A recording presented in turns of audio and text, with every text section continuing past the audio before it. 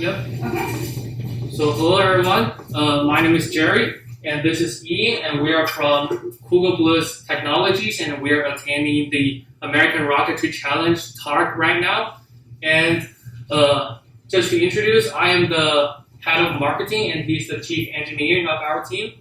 And today, I just want to kind of talk about what is model rocketry. And today, we're going to talk about an introduction to model rocketry to lead you guys into the door of model rocketry and see if any of you guys are interested in it. And maybe someday you will have this as your hobby, or maybe you will have explore deeper into this. So, what is model rocketry? You want to talk about it? Well, model rocketry is essentially just like it's like model airplane because it uses similar materials. It always uses like paper and wood that glues together. And what you do is it's basically fireworks, but it doesn't blow up in the sky. It contains a recovery system like a parachute, and it will land itself back down. But you light it the same way as a firework, where you just, well, it's not really a lighter, but you ignite it, it goes off. We'll show you later because we have a video where I construct a model rocket from scratch and then launch it off. So yeah. And the origin of model rocketry is pretty undramatic. It was like a bunch of people that just determined to build a model rocket because they already had a model airplane. And they were just like, why don't we build some model rocket and just launch it for fun and hobby? And so they just put like different kind of like material from the model airplane and strap the material together, and that's the basic model rocket, and have some like motors. Right. Anything to add? Yeah, model rocketry started back in the space age, like back in the 60s when like the Apollo program was happening, and there was like a huge hype for space at that time. Everybody wanted to get involved, and people tried what they can, and this is the best they came up with to do something that's similar but really fundamentally different from what NASA was doing at that time. Yep. So that's the origin of model rocket. So basically, the model rocket was constructed as like out of wood and cardboard, and it has small parachute and small motor and things like that. So it's like really different from a real rocket. Like this is a picture of a model rocket. And here we want to talk about the difference between a model rocket and the orbit lift vehicle, which is a real rocket. Right, so it's important to understand that these two things are fundamentally different.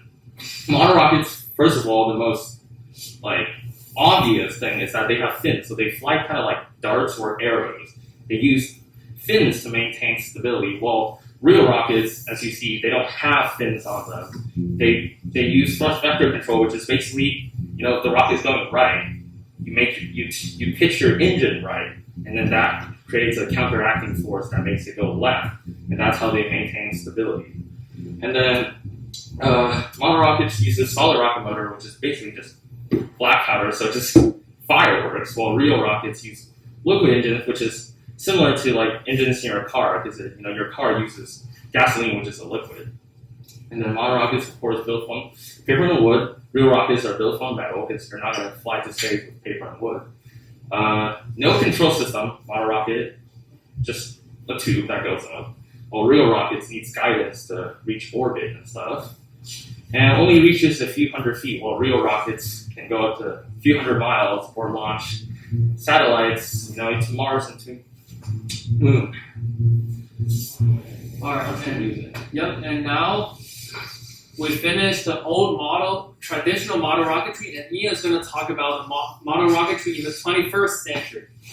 So ever since the 60s, model rocketry is it's right now stuck in the 60s because I bought this a week ago, and this is still exactly the same of what they used back in the 60s. It's just stuck in time while, SpaceX and Blue Origin, they already advanced in the future. They're going on Mars. They're going back to the moon and everything. But model rocketry is just stuck in this awkward state where it's just not advanced and it's not hasn't caught up. It's not using the technologies that the 21st century has to offer.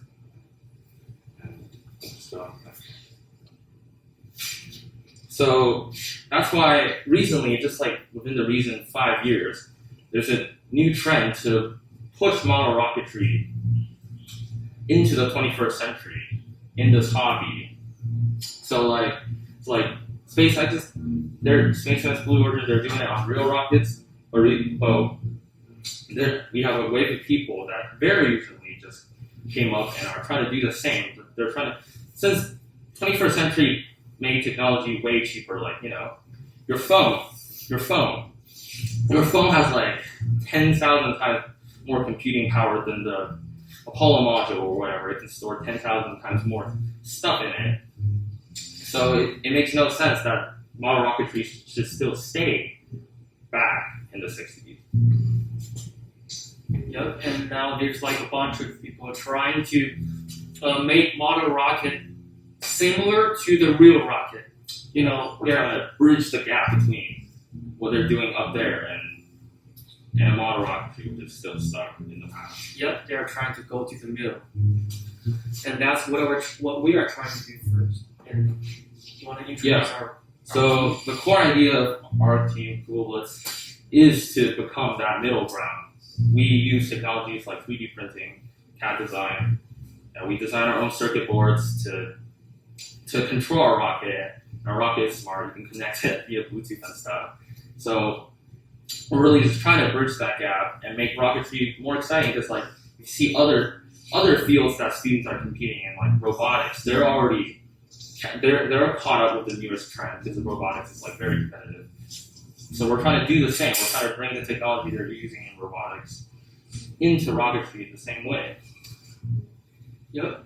And let me introduce the rocket of our team. And here, the picture over here is the first rocket we made in 2018, right? This is a traditional rocket. We actually glue it and we cut it, and here's like all paper stuff.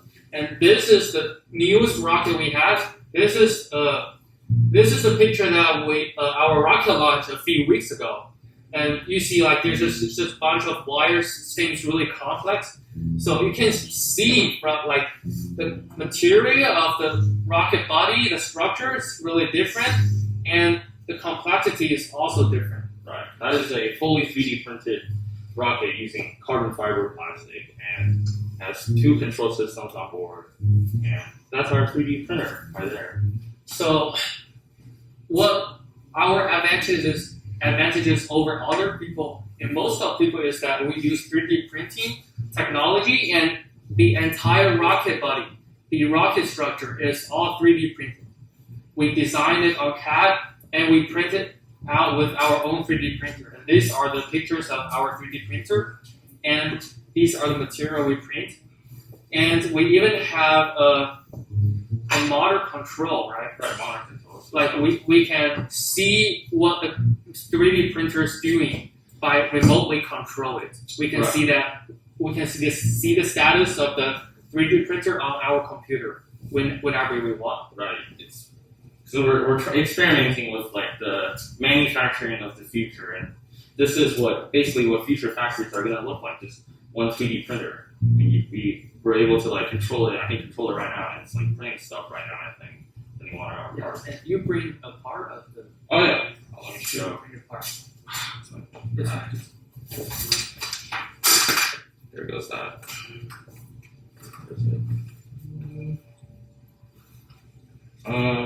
This is her. I think I just took off the printer like 2 hours ago. So we're doing stuff, and I guess we can just pass it around. And everybody have a look. Like have a look at the 3D printer. Pass it around. Have a look. We just printed it 2 hours ago. Yeah. And anyone else wants to? Feel it, whatever. And How long did it take you to print that part? That one we had it on like very fast settings, so only 2 hours or so. So it's pretty fast. How long did it take to do that large piece of like a piece of rock? Large piece, fast, maybe 6 hours. Good quality, probably like 10. And yeah, And now let's go to the most important part in our rocket, the PCB control system. So we know that traditional model rocket does not have control system, while our rocket has two control systems.